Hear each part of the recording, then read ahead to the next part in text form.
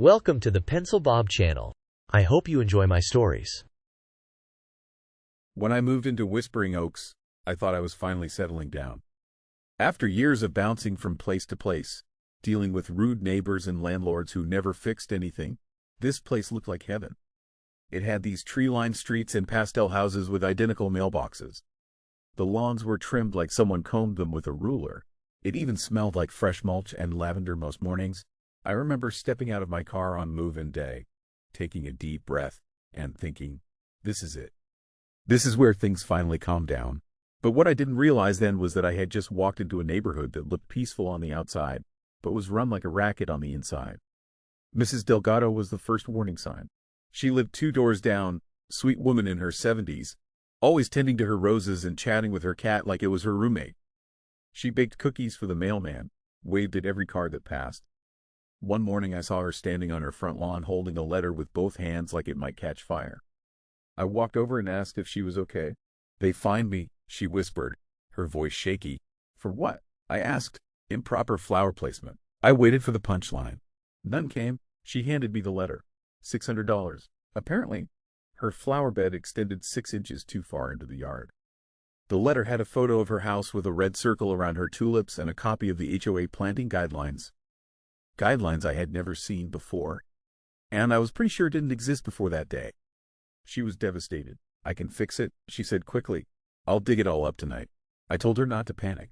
But she did. The next week, another letter. This one was for an unapproved wind chime.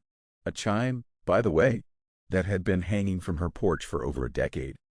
Then it was a violation for having 2 gnomes instead of the one allowed by some supposed HOA rule buried in fine print. And finally, a $300 fine for a doormat that was visually disruptive. Visually disruptive. It had sunflowers on it. Within a month, she had over $2,000 in fines and a notice posted to her door warning of a lien being placed on the home she'd lived in for 30 years. And she wasn't the only one. It happened to Amanda up the street too. She was a single mom working 2 jobs and barely scraping by. Her stroller left on the front porch for 2 days. Violation. Laundry line in the backyard where no one could even see it. Violation. Decorative wreath on her door out of season. Violation. $1,900 in fines in 2 months. Then there was Mr. Alvarez, the older vet around the corner. His son had built him a wheelchair ramp, all permitted through the city. The HOA called it unauthorized structural modification and fined him $1,200. He could barely afford groceries, let alone fight an appeal. Next came the Parkers, an elderly couple whose granddaughter had left a pink plastic flamingo on their lawn after a sleepover. $150 fine for excessive lawn decoration. When they didn't pay right away, they got hit with another fine for ignoring HOA communications. All of them, within a few months, had liens on their homes. I started to notice a pattern. I pulled the foreclosure records from the county website. 5 houses, all within 6 blocks, all sold within 90 days of lien placement. Every single one bought by the same LLC, Oakshield Properties. I started digging. Oakshield didn't have a website. It was registered to a P.O. box and managed by a law firm downtown. That law firm just so happened to be the same one used by the HOA. Curious, I kept going. Found that Oakshield's listed agent was married to the HOA board treasurer. Another LLC tied to Oakshield had a different board member listed as having power of attorney. Then I found records showing the HOA president's cousin handled closing transactions. So, let's lay it out. The HOA issues violations for the pettiest things imaginable. They fine people into financial exhaustion. They place liens, push for foreclosure. Then a private LLC, controlled by relatives and friends of the board, buys up those properties at auction. They were running a scam, legal on paper, but rotten to the core. I decided I wasn't letting this slide. I went to the next HOA meeting. You had to sign up to speak, so I did. When my name was called, I stood up and held up a stack of papers. "Can you explain why Oakshield Properties has purchased every single foreclosed home in the last year? And why 3 of its controlling agents are related to members of this board?" Silence. The president tried to cut me off, but the room was dead quiet. A few people gasped. I kept going. "There are financial records here," I said, waving the papers, showing campaign donations, overlapping addresses, shared legal counsel. This entire board is working together to create fake violations and steal homes. "Sir, "This is not the forum for conspiracy theories," the president said quickly, his face going red. "I'll let the public decide what's conspiracy and what's theft," I said. They shut the meeting down 5 minutes later. But that didn't stop me. I built a website. Anonymously, I posted everything. Screenshots, PDFs, parcel records, a timeline of events with names and connections. I titled it, Whispering Oaks Exposed. I shared it on Nextdoor. Then Reddit. I created burner accounts and posted it on Facebook groups, community boards, and any forum I could find. I even emailed it to local news stations and left printed flyers under doormats. I printed QR codes and taped them to light posts. I was ready for pushback, but I didn't expect what happened next. People started talking, and once they did, they couldn't stop. The first message I got was from a guy named Nate. Lived 6 streets over in a part of the subdivision I didn't even realize was still part of Whispering Oaks. He said his mom had lost her house the year before and swore up and down that the HOA had manufactured the whole mess. Same pattern. Petty violations, mounting fines, threats, foreclosure, and then Oakshield. Then came emails from others. A retired schoolteacher, a couple who'd moved in just after me, a young woman whose grandparents had been forced out. They had all kept quiet because they thought it was their fault, that they had messed up, or missed a payment, or broken a rule they never knew about. But now they were realizing they'd been played. It lit a fire. People started digging through their own documents, bank statements, HOA letters, property notices. They started sending me scans, photos, timelines. I created a submissions page on the website and it flooded overnight. Dozens of stories, all nearly identical. Slight changes in detail. Same outcome. Then the media took notice. One local blogger shared the site and tagged a few reporters. Channel 9 called me within 24 hours. I gave them a burner email and fed them the files piece by piece. They did a segment 2 days later. It wasn't some blockbuster expose, but it cracked the door open. By the weekend, it was all anyone talked about. At the next HOA meeting, they brought in a private security guard. I wasn't allowed in. They said I was creating an unsafe environment. But people inside recorded the whole thing. They tried to pass an emergency resolution to increase the board's disciplinary powers, but someone called them out on a procedural error. The crowd turned. Neighbors yelled. One guy shouted, "We know what you're doing." I watched the video 10 times that night. Then came the threats. First subtle. An anonymous flyer slipped under my door warning me to cease and desist.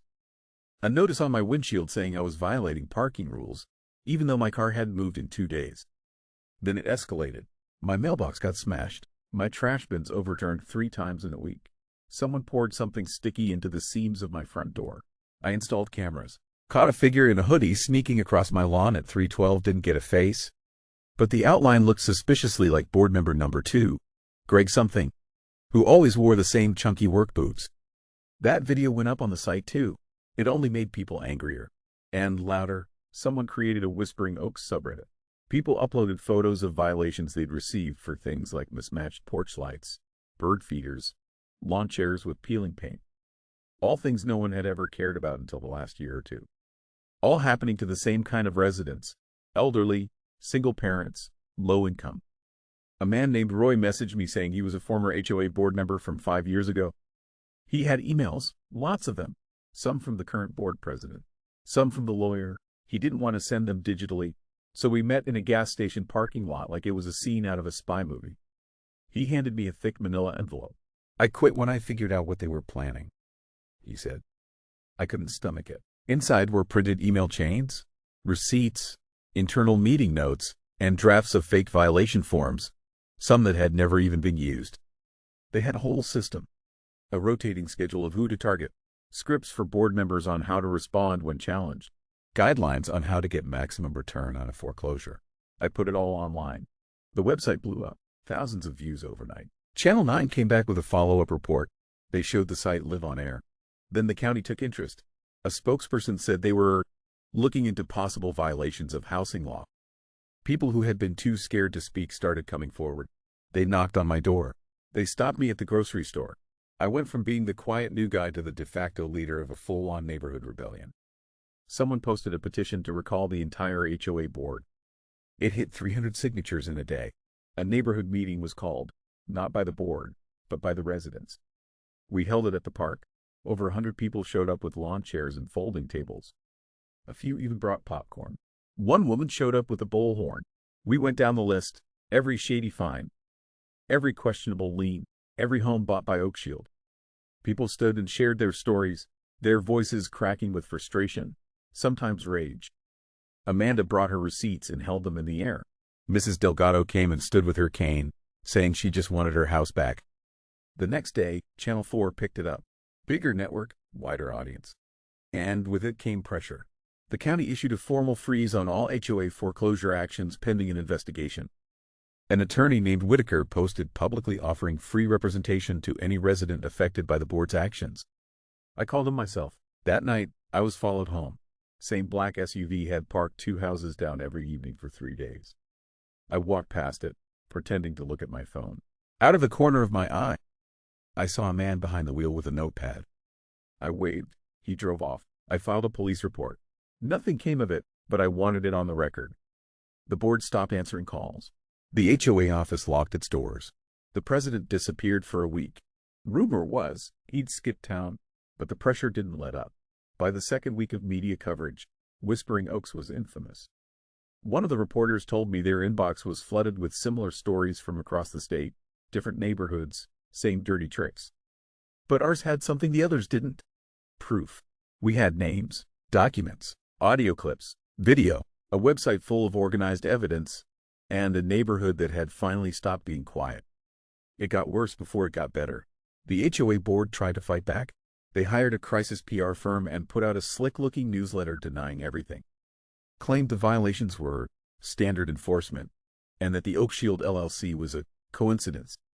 They even accused me, by name, of harassment, defamation, and creating division in the community. But the residents weren't buying it. Someone posted side-by-side screenshots showing the PR firm's logo on the HOA's response letterhead and a recently approved invoice marked Community Outreach minus $14,000. That invoice had been buried in the HOA's spending log. People exploded. $14,000 to lie to us with our own money? One woman shouted at the next unofficial meeting. We paid for that propaganda. Whitaker, the attorney, had already started filing civil claims. By the end of that week, 5 residents had signed on. A 6th joined after finding out her fence fine, $1,100, was based on an outdated regulation that had been removed from the CC&Rs 5 years earlier. It felt like the neighborhood had split in two. On one side, you had the people who were fed up and ready to tear down the whole system. On the other, a shrinking group of loyalists, mostly newer board-appointed volunteers and a few residents who probably benefited from the HOA's favoritism. There were confrontations. One day, I saw Mr. Alvarez yelling at a man in a polo shirt and clip-on badge claiming he was inspecting property lines. Turned out, the guy worked for a private firm hired by the HOA to conduct compliance audits. They were still trying to write new violations while under investigation. "Get off my land before I call the cops," Mr. Alvarez bellowed. And the guy didn't wait around. People started patrolling their own blocks. Not as vigilantes, just as residents watching each other's backs. They'd walk together in the evenings, noting anything strange. When Amanda found a flyer accusing her of being a criminal for attacking the HOA, 5 neighbors pulled their camera footage and caught a board ally in the act. The footage got posted. The subreddit started compiling a list, the 12 most corrupt HOA moves. It wasn't satire. Every item linked to evidence. It became a living document. The more we pushed, the more we uncovered. The HOA had used community funds to pay for dinners, gas, car rentals, even a ski trip to Breckenridge listed as a leadership conference. The treasurer, Greg, was seen filling his tank with the HOA card twice in 1 week. A receipt surfaced for a $300 pair of shoes marked groundskeeping supplies. Eventually, the county sent auditors. Actual, no-nonsense, suit-wearing people who started knocking on doors and asking for interviews. A subpoena followed. They wanted records, all of them. The HOA tried to delay, claimed the server crashed, that the records were lost, that they were transitioning software. Anything to buy time, but it was too late. One morning, people woke up to the sight of county workers wheeling out boxes of documents from the HOA office under official seal. A sheriff's deputy stood at the gate, arms crossed. I stood at the edge of my lawn and watched. Mrs. Delgado came up next to me, holding her mug of tea like it weighed 1,000 pounds. "You think it's finally over?" she asked. I shook my head. Not yet, but they're cornered now. That night, Channel 7 led with the story. They showed the footage of Greg storming out of his home, face covered, refusing to answer questions. They played clips from neighbors' security footage. They even had a retired judge give commentary on possible criminal charges. The subreddit turned into a celebration thread, but I wasn't satisfied. We still didn't know how many homes they had taken over the years. Some were too far gone, people who had moved out of state or passed away. But we wanted a full list. I filed a FOIA request with the county and asked Whitaker to help me push it through. While we waited, the board tried one last move. They called for a vote to disband the HOA. Sounds like a win, right? But it was a trap.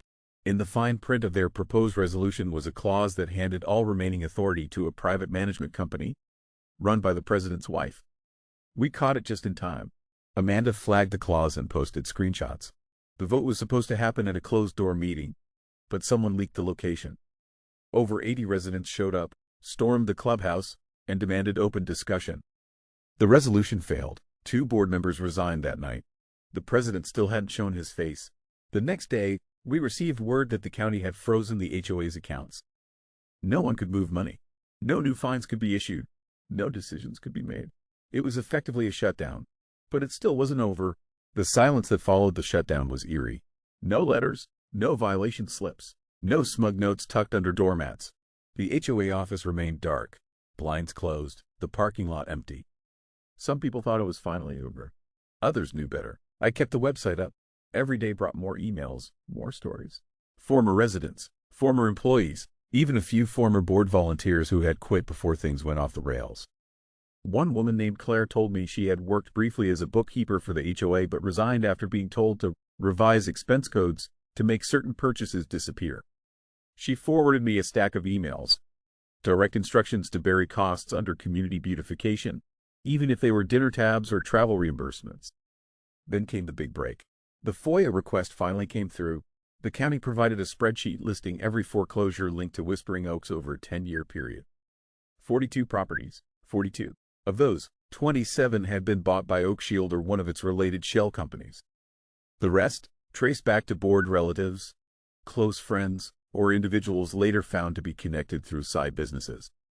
That was enough. Whitaker compiled everything into a formal case: class action, fraud, racketeering, abusive position. Dozens signed on. The website was restructured into a portal for tracking the case, for updates, and for connecting residents to resources. And then one morning, the news broke. The county filed criminal charges against 4 HOA board members. Theft, fraud, conspiracy, wire fraud, document tampering. It was surreal. Channel 9 ran footage of one of them being walked out of his home in cuffs. Greg, the treasurer, head down, no tie, just a wrinkled polo and handcuffs shining in the sunlight. The president was picked up 3 counties away, hiding out at a family lake house. It felt like justice. Not complete, not yet. But it was real. They perp-walked the tyrants who turned a neighborhood into a feeding ground. We held another neighborhood meeting in the park. This time, it was a celebration. Not because everything was fixed, but because we had finally stopped pretending it was okay. Mrs. Delgado stood and thanked everyone. Amanda cried and laughed at the same time. Mr. Alvarez brought hot dogs and grilled them under a folding canopy. Nobody talked about forming a new HOA. Instead, we talked about a volunteer system, simple neighborhood checks, shared responsibilities, group texts for lost pets or emergencies. No dues, no power trips. Someone asked what we'd call it. A little boy piped up and said, "The Watchdogs." We all laughed, but the name stuck. Of course, not everything was perfect. Some of the homes taken years ago couldn't be returned. The court said statutes had run out. Others were caught in legal limbo. The management company that had been quietly working behind the scenes, still operating, still lurking, and some of the board members, those who weren't charged, were still around, watching, waiting, probably plotting their next move. The kind of people who can't stand not being in control. But the power was gone. We kept the cameras up. We held monthly meetings, informal ones, in driveways or backyards. Neighbors looked out for each other. The subdivision changed. It wasn't just paint colors and mulch anymore. It had a pulse. The lawn signs started appearing. One house had a banner, "We took our neighborhood back." Another had a wooden sign shaped like a gnome holding a sign that read, "No tyrants allowed." Amanda's daughter painted a mural on their garage door of a giant key unlocking a house, with the words, "Never again." The final blow came quietly. A judge issued a permanent injunction dissolving Whispering Oaks HOA and banning Oakshield Properties from purchasing real estate in the county ever again. Their assets were seized, their accounts drained, their names scrubbed from the registry.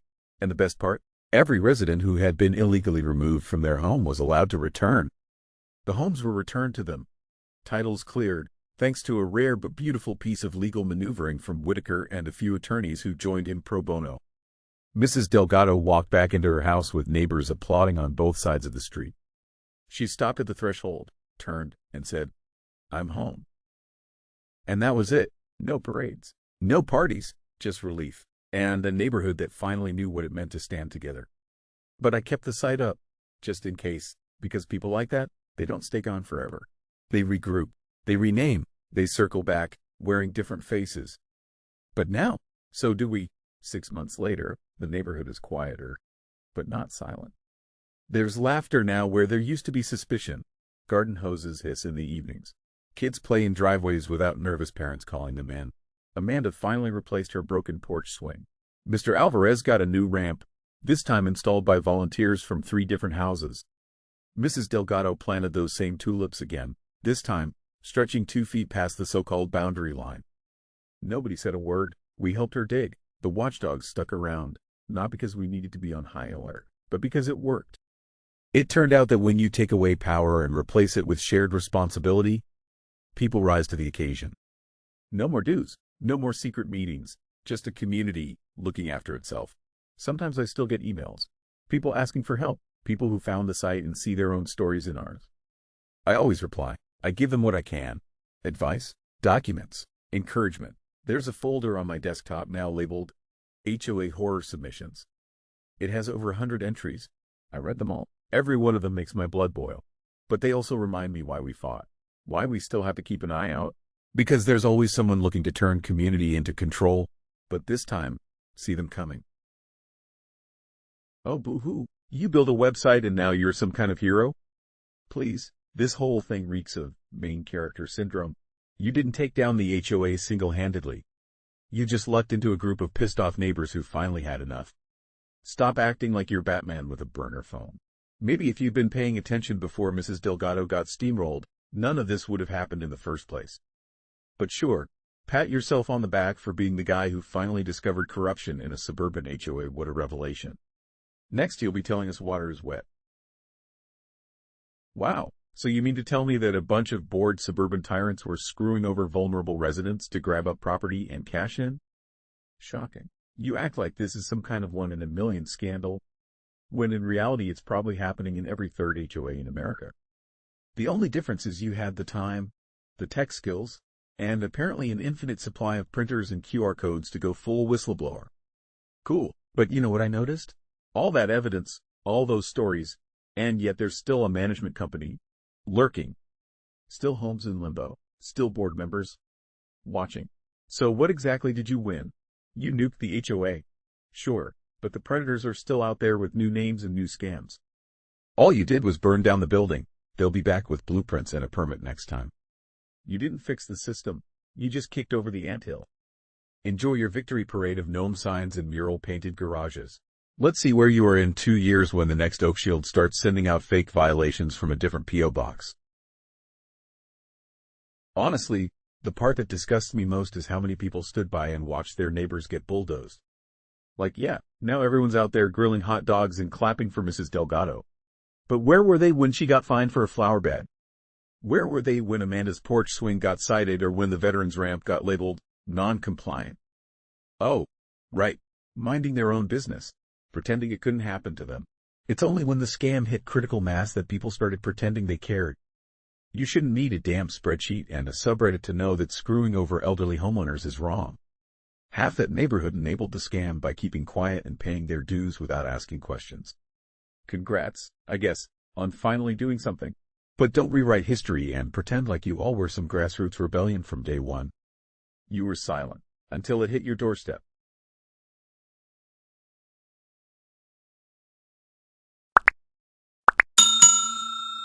I would like to thank you for watching the video to the end.